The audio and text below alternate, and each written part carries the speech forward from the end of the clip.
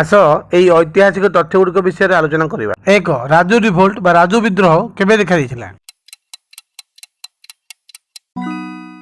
1827 ଖ୍ରୀଷ୍ଟାବ୍ଦରେ। 2. ରାଜୁ ରିଭୋଲ୍ଟ କେଉଁଠି ଦେଖାଯାଇଥିଲା? ପୂର୍ବଘାଟ ପର୍ବତମାଳାର ଅଞ୍ଚଳ ୱାଇଜାକ ଆନ୍ଧ୍ରପ୍ରଦେଶରେ ଦେଖାଯାଇଥିଲା। ରାଜୁ ବିଦ୍ରୋହର ନେତୃତ୍ୱ କିଏ ନେଇଥିଲେ?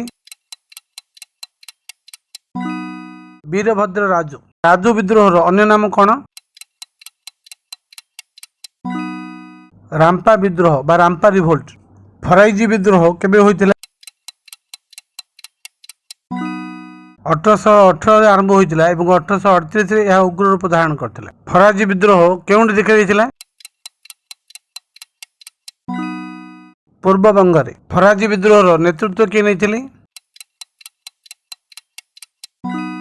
ସରାଇତୁଲ୍ଲା ଏବଂ ଦାଦୁ ମିଆଁ। ଧନ୍ୟବାଦ।